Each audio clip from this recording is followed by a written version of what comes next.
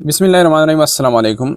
इस वीडियो में हम सिंपल पास्ट टेंस की जो यूजेस है वो करेंगे। सिंपल पास्ट टेंस को उर्दू में फ़ेल माज़ी मुतलक़ कहा जाता है और इसका इस्तेमाल इस वीडियो में करेंगे। मैं बार बार बता रहा हूँ कि जब भी आप किसी टेंस की इस तरह लर्निंग करें, मतलब कब किसी टेंस को आपने यूज़ करना है, तो फिर कोई भी मुश्किल नहीं होगी इंग्लिश बोलने में। हर वक्त आप आसानी के साथ किसी ख़ास कंटेक्स्ट के लिहाज से आप क्या करेंगे, आसानी के साथ इंग्लिश बोलेंगे। ठीक है, तो जब आप इस यूजेस को तवज्जो के साथ सुनेंगे तो यकीन माने कि किसी भी गुजरे हुए ज़माने में जो एक्टिविटी हो गई हो तो उसके लिए आप आसानी के साथ मतलब इंग्लिश में स्ट्रक्चर बना सकते हैं। तो आते हैं इसके फर्स्ट यूज़ की तरफ। तो this tense is used to show that an activity started and ended in the past at a specified time। अब देखिए दो बातें हैं। एक तो ये है कि ये सिंपल पास्ट टेंस है और पास्ट टेंस का मतलब है माजी, यानी गुजरा हुआ ज़माना।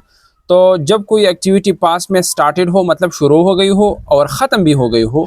लेकिन तीसरी बात इसमें यह है कि टाइम क्या होगा, स्पेसिफाइड टाइम होगा, मतलब वक्त मालूम होगा। एक्टिविटी तो ख़त्म हो गई होगी पास्ट टेंस में, लेकिन किसी ख़ास वक्त पर टाइम मालूम होगा, स्पेसिफिक टाइम पर या नोन टाइम पर। तो फिर उन एक्टिविटीज़ के लिए आपने क्या करना है, सिंपल पास्ट टेंस यूज़ करना है। और सिंपल पास्ट टेंस का जो स्ट्रक्चर है हम पिछली वीडियो में कर चुके हैं कि सेकंड फॉर्म ऑफ वर्ब आपने यूज़ करना है। अब देखिए, I went to Karachi last year. मैं मतलब पिछले साल कराची गया। अब देखिए वेंट सेकंड फॉर्म है, यानी सिंपल पास्ट टेंस है। और क्यों मैंने वेंट लगाया है, क्योंकि टाइम मालूम है कि लास्ट ईयर में गया था, पिछले साल गया था, कल गया था, 2010 में गया था। ठीक है, तो ये वक्त मालूम है। जब वक्त मालूम हो पास्ट टेंस में किसी एक्टिविटी के लिए, तो फिर आपने ये टेंस यूज़ करना है, second form of verb use करना है। ठीक है, और ये देखिए, they got married last month, यानी पिछले महीने उनकी शादी हो गई। ठीक है, तो ये भी वक्त मालूम है, यानी शादी कब हो गई है, लास्ट मंथ। ठीक है, तो लास्ट मंथ जो है ये नॉन टाइम है। जब टाइम नॉन हो पास्ट टेंस में एक एक्टिविटी के लिए और ख़त्म भी हो गई हो, तो आपने second form of verb use करना है। I started teaching this tense 2 minutes ago. अब देखिए मैंने कब ये टीचिंग स्टार्ट किया, आपको मतलब आज की बात कर रहा हूँ, तकरीबन 2 मिनट पहले मैंने टीचिंग स्टार्ट किया है इस टेंस को।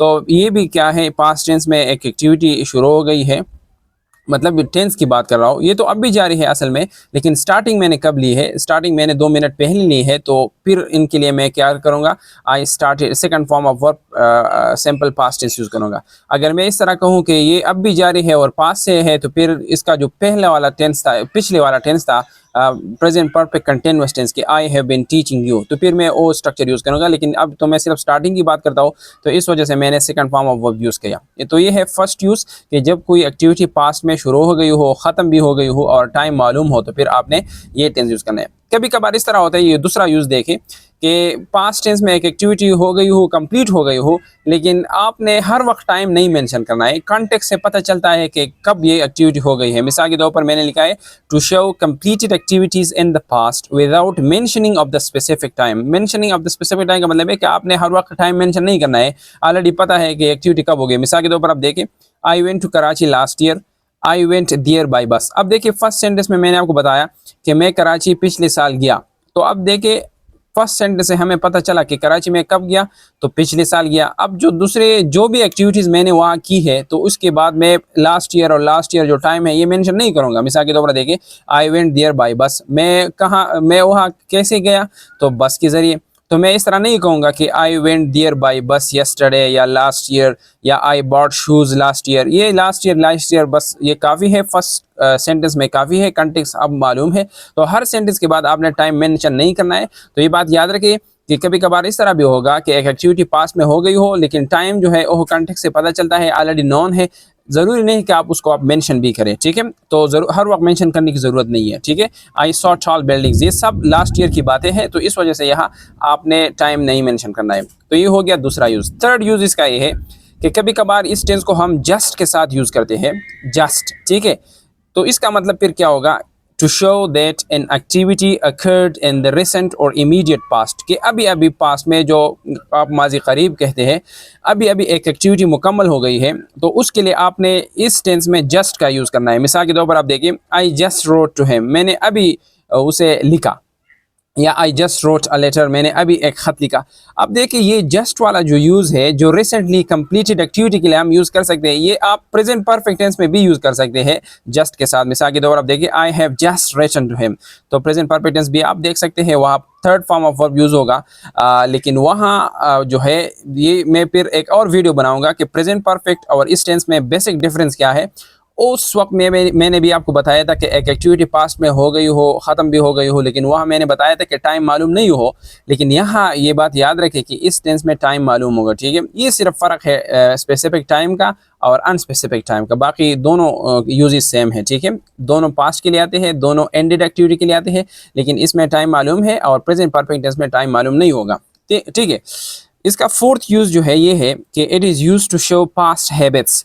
कभी कभार आपकी जो माजी की जो आदत है, आप भी इस टेंस में बयान कर सकते हैं, लेकिन आपने फिर इसके साथ ऑलवेज लगाना है, ठीक है। ऑलवेज, मिसाल के तौर पर आप देखें, ही always helped the poor and the needy, उसने हमेशा गरीबों और या ज़रूरतमंदों की मदद की, ठीक है, हमेशा। तो ये एक उसकी आदत थी, ठीक है। जब भी आप इसी टेंस में किसी पास्ट हैबिट को बयान करेंगे तो आपने ऑलवेज का इस्तेमाल करना है और ऑलवेज के बाद सेकंड फॉर्म यूज़ करना है।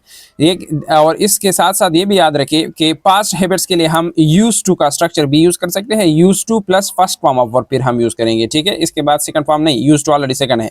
मिसाल के तौर पर इस टेंस को मैं इस तरह बताऊंगा कि ही यूज टू हेल्प, हेल्प्ड नहीं बताऊंगा, अब help first form, he used to help the poor and the needy, या I used to go to school daily for example, या early। तो ये used to जो है ये past habit के लिए यूज़ होता है, सिंपल प्रेजेंट पास्ट टेंस भी पास्ट हैबिट के लिए यूज़ होता है, लेकिन आपने फिर was always लगाना है, ठीक है। इसके अलावा would भी यूज़ कर सकते हैं।